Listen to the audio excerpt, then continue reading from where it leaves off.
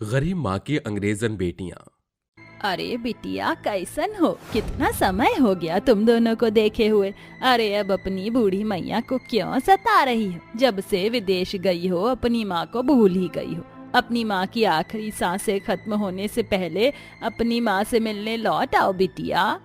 हो my God माँ, आप तो जब देखो ऐसे ही ड्रामा करती हो। अब आपके चक्कर में हम अपना काम थोड़ी ही छोड़कर आ सकते हैं।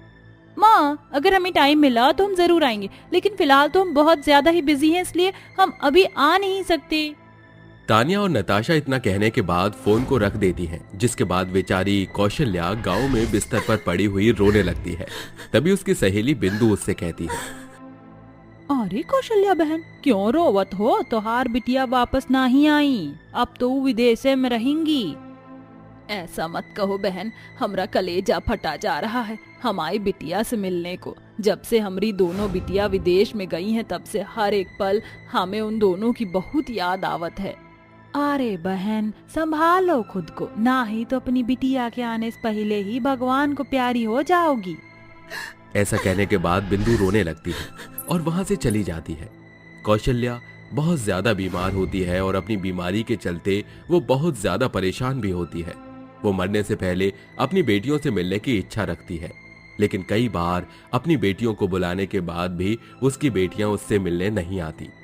आखिर इतनी गरीब कौशल्या ने अपनी बेटियों को विदेश कैसे भेजा और आज उसकी इतनी गरीब बेटियां विदेश में इतनी अमीर कैसे हुईं? चलिए ये जानने के लिए कहानी में थोड़ा पीछे चलते हैं। देखो मुनीम जी, मुझे अपनी दोनों बेटियों को पढ़ा लिखा कर उन्हें इस लायक बनाना है कि वो बड़ी होकर कुछ बन सके। अरे तो मैं क्या करूं? वैसे भी तुम मुझसे इतने सारे पैसे उधार ले चुकी हो, अब और उधार मांगने आ गई हो, वो भी अपनी तीनों बेटियों की पढ़ाई के लिए। अरे मैं तुझे इतना पैसा उधार नहीं दे सकता। नहीं मुनीम जी ऐसा मत कहो, आप ही मेरी आखिरी उम्मीद हो। अगर आप ही मुझे पैसा देने से मना कर दोगे तो मैं अपनी दोनों बिटियों का भविष्य कैसे बनाऊंगी? ये तो तुझे तेरे स्वर्गीय पति से पूछना चाहिए था कि तुझे पूरे गांव में अकेला छोड़कर मर गया और तुझे तेरी दो बेटियों की जिम्मेदारी दे गया। मैं तुम्हारे आगे हाथ जोड़ती हूँ मुनीम जी, मेरी मदद कीजिए।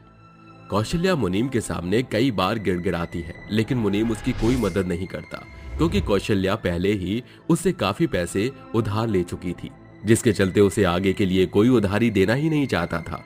लेकिन उसे अपनी दोनों बेटियों का अच्छे स्कूल में एडमिशन करवाना था। वो मायूस होकर वापस घर लौट आती है।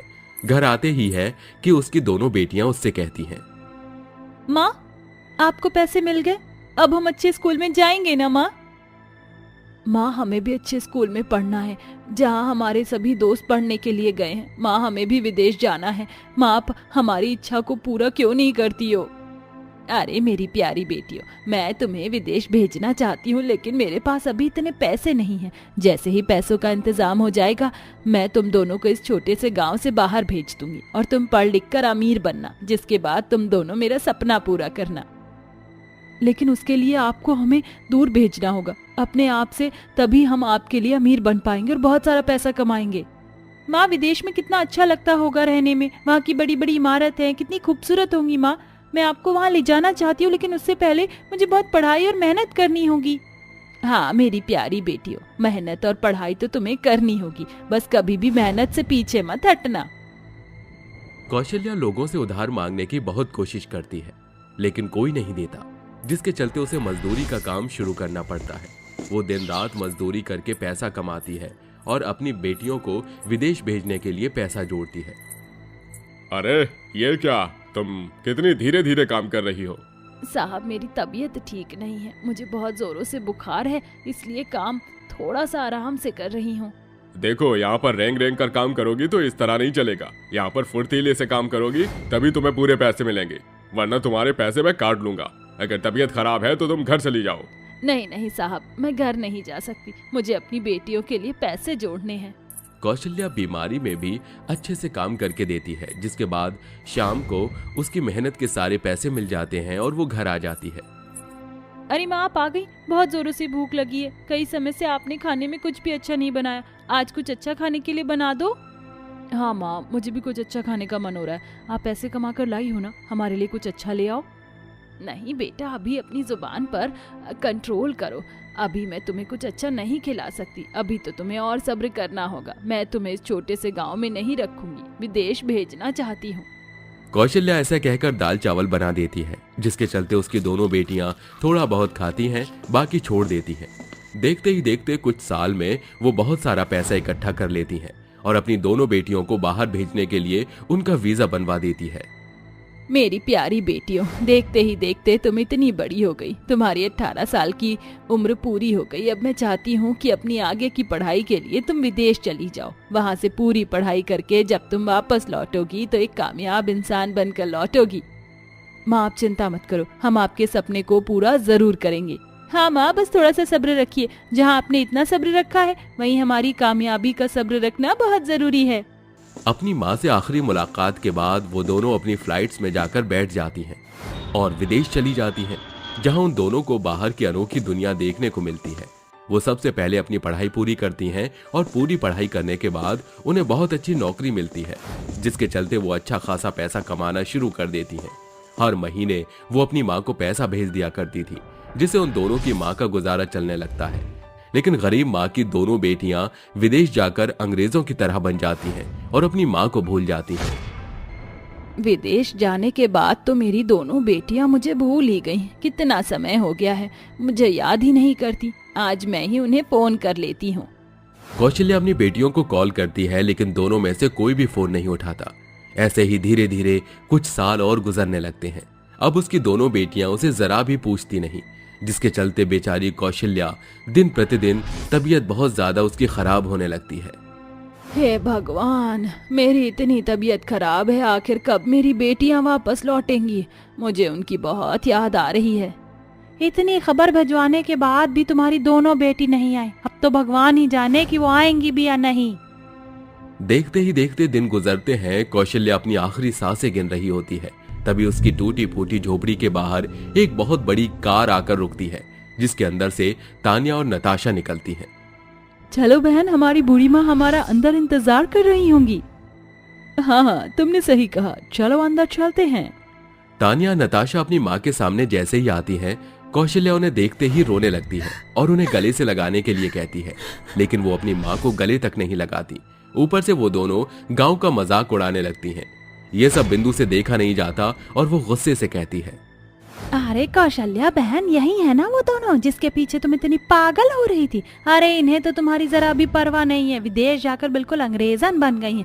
इससे अच्छा होता कि तुम इन दोनों को यहाँ बुलाती ही नहीं। इन्हें तो वो दिन भी याद नहीं जब तुमने इतने दुख सहन करके इन्हें विदेश भेजा था। बिंदु गुस्से गुस्से में तान्या और नताशा को वो दुख भरे दिन याद दिलाती है जो कौशल्या ने उनके लिए झेले थे, जिन्हें याद करने के बाद नताशा तान्या को अपनी गलती का एहसास होता है। माँ, हमें माफ कर दो, हम विदेश जाकर इतनी अय्याश हो गए थे कि हमें तुम्हारे बारे में याद ही नहीं आया। हाँ माँ, आज हमारी आँख खुली है, हमें माफ कर दो माँ, हमसे बहुत बड़ी गलती हो गई। दोनों बहनें अपनी गलती का पछतावा करती हैं और अपनी माँ को एक बड़े हॉस्पिटल में इलाज करवाने के लिए लेकर जाती हैं, जिसके चलते कुछ ही समय में कौशल्या बिल्कुल ठीक हो जाती है और अब नताशा और तान्या दोनों गांव में ही अपना एक बिजनेस खोल देती हैं और अपनी माँ के साथ खुशी खुशी रहने लगती हैं। बेटा, अब मेरी उम्र हो गई है, मुझे भी इस घर में एक बहू चाहिए जो इस घर को संभाल सके और मेरे सभी काम में मेरी मदद कर सके। तू जल्दी से शादी कर ले तो इस घर को संभालने वाला कोई आ जाएगा। लेकिन माँ, इतनी जल्दी क्या है? पर मैं जब आपकी हालत देखता हूँ तो मुझसे देखा नहीं जाता। अगर आपकी नजर में कोई अच्छी लड़की हो जो घर को संभाल सके तो आप देख लीजिए। अरे बेटा, तू चिंता मत कर, मैं इस घर के लिए ऐसी बहू लेकर आऊंगी जो इस घर को अच्छे से संभाल सकेगी।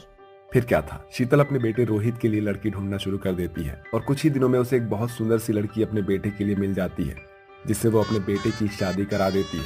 शादी के कुछ दिनों तक तो अनु घर की जिम्मेदारियों को अच्छे से ही समझती है, लेकिन कुछ दिनों बाद से वो अपना रंग दिखाना शुरू कर देती है। अरे बहू, तुम यहाँ बैठी हो, घर की हालत देखो क्या हो रखी है। क्या तुम्हें घर दिखाई नहीं दे रहा है?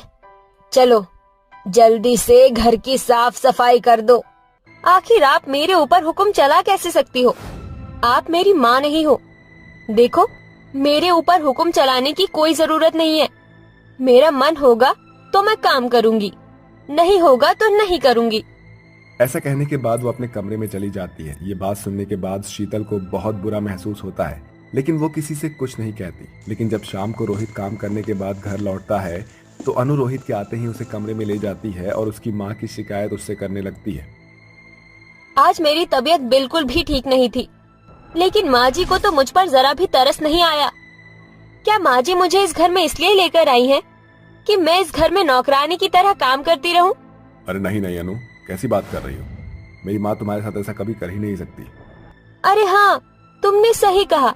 मैं तो भूल ही गई थी कि मैं एक बेटे से उसकी माँ की शिकायत कर रही हूँ। तुम तो अपनी माँ के बेटे हो, तुम्हें कहाँ तुम्हारी माँ की कोई गलती लगेगी? सारी गलतियाँ तो बहू की ही होती है। ऐसा कहकर वो रसोई में चली जाती है, जिसे सुनकर रोहित को बुरा लगता है और वो अपनी माँ के कमरे में जाता है और उससे कहता है, अरे माँ, आप ये सब क्या कर रही हो? थोड़ा तो समझो कि किसी की बेटी जब तुम्हारे घर आती है तो उसे किस तरह से रखना चाहिए। क्या तुम्हें इतना भी नहीं पता? बेचारी अनु की इतनी तबीयत खराब थी कि वो बिल्कुल भी हिल नहीं पा रही थी और आपने उससे घर के सारे काम करवा लिए। ये ठीक बात नहीं है माँ। अरे नहीं बेटा, ऐसी बात नहीं है। भला मैं क्यों उससे घर के काम करवाऊंगी? आज मैंने उसे कहा था कि घर कितना फैला हुआ है, लेकिन उसने तो मुझे ही डांट दिया और अपने कमरे में चली गई। सुबह से एक बार भी मुझे ऐसा महसूस नहीं हुआ कि उसकी तबीयत ठीक नहीं है। माँ अब हर एक छोटी मोटी बातें आपको थोड़ी बताएगी, वो उसने मुझे बताया था। इतना कहकर रोहित वहां से चला जाता है। ये सब अनु छुप कर सुन लेती है, जिसके बाद उसे बहुत खुशी मिलती है। ऐसे ही वो हर रोज किसी न किसी बहाने से अपनी सास को अपने बेटे के खिलाफ भड़काती आ रही थी, जिसके चलते रोहित अपनी माँ की इज्जत करना भी छोड़ देता है। एक दिन अनु अपनी सभी सहेलियों को अपने घर बुला लेती है, जिनके साथ वो बहुत देर तक गप्पे लड़ाती रहती है। अरे बस क्या बताऊं, इस घर में सिर्फ मेरी सास ही निकम्मी है, बाकी तो सब कुछ बढ़िया है। अरे तुम्हारी सास घर के सभी काम कर लेती है, ये भी बहुत बड़ी बात है। हमारी सास तो हम पर ही अत्याचार करती है। मैंने तो जब से शादी की है अपने पति को लेकर अलग ही रह रही हूँ। अरे कौन अपनी सास के इतने खिटपिट सुनेगा? अब मैं अपने पति के साथ अकेले खुश हूँ। यार मैं भी अपनी सास से छुटकारा पाना चाहती हूँ। अरे छुटकारा तो 1 मिनट में ही मिल जाएगा। तू अपनी सास को ही अपने घर से धक्के मार कर निकाल दे। अनु रेखा की बात मान लेती है और वो सभी मिलकर बेचारी शीतल को घर से धक्का मार कर निकाल देते हैं। अरे बहू ऐसा मत कर, मैंने तेरा क्या बिगाड़ा है? तू मुझे इस घर से क्यों निकाल रही है? बहू दरवाजा खोल, मेरा इस घर के अलावा कोई ठिकाना नहीं है। मैं कहाँ जाऊंगी? शीतल कई बार दरवाजा खुलवाने के लिए गिड़गिड़ाती है, लेकिन अनु दरवाजा नहीं खोलती, जिसके चलते बेचारी शीतल वहां से चली जाती है और चलते चलते एक कूड़े कचरे के पास पहुंच जाती है। अचानक से उसे बहुत तेज भूख लगती है। खाने के लिए कुछ है ही नहीं, अब मैं क्या करूं? बहुत जोरों से भूख लगी है। मेरी बहू ने भी मुझे बिना खाए ही घर से भगा दिया। शीतल से भूख बर्दाश्त नहीं होती, जिसके चलते वो कूड़े कचरे से खाना बीन कर खाने लगती है। वहां से आते जाते लोग उसे खाना खाते हुए देखते हैं तो उन्हें उसके ऊपर बहुत दया आती है। हे भगवान, देखो जरा बेचारी के साथ कितना बुरा हुआ है। उसकी बहू ने तो उसे घर से धक्के मारकर बाहर निकाल दिया है। भगवान ना करे फिर कभी किसी औरत के साथ इतना बुरा अत्याचार हो। आजकल के जमाने में पता नहीं बहू क्यों अपनी सास को घर से निकाल देती है। सभी आपस में ये देखकर बातें करने लगते हैं, लेकिन बेचारी शीतल के पास और कोई रास्ता नहीं था। वो कूड़े कचरे से खाना बीन कर खाती है। ऐसे ही धीरे धीरे कुछ दिन बीत जाते हैं। ना तो उसका बेटा उसे ढूंढने आता है और ना ही उसकी बहू, जिसके चलते वो कूड़े कचरे पर ही अपना घर बना लेती है। एक दिन वो सड़क के किनारे से जा रही थी कि उसके आगे एक लड़का चल रहा था। मानो ऐसा लग रहा था जैसे वो किसी गाड़ी के आने का इंतजार कर रहा था।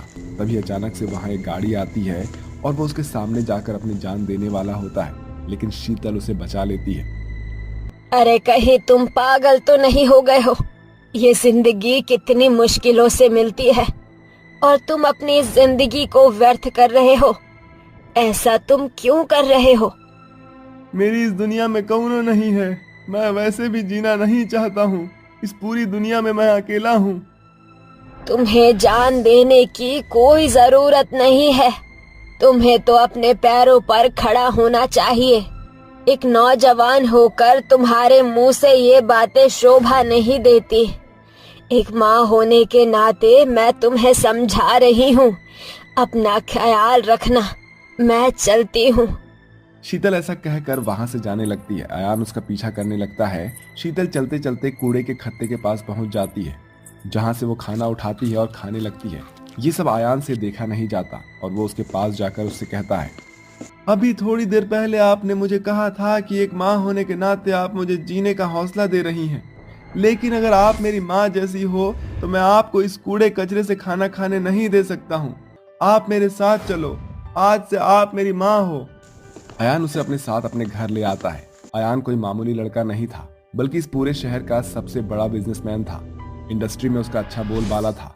वो शीतल को अपनी माँ के रूप में स्वीकार करता है। वहीं उसकी पत्नी शनाया भी शीतल को अपनी सास के रूप में स्वीकार करती है और उसकी बहुत अच्छे से देखरेख करती है। काश कि मेरी बहू भी तुम्हारी तरह होती।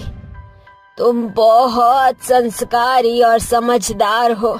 ऐसा कहकर शीतल की आंखों में आंसू आ जाते हैं और वो शनाया को गले से लगा लेती है। माँ जी, सास के ना होने का एहसास मुझे बहुत अच्छे से मालूम है। जब से आप आई हो, आयन जी बहुत खुश रहते हैं। आप हमें कभी छोड़कर मत जाना माँ जी। उस दिन के बाद से शीतल अयान और शनाया के साथ खुशी खुशी रहने लगती है। अब उसकी परेशानियां हमेशा के लिए खत्म हो गई थी।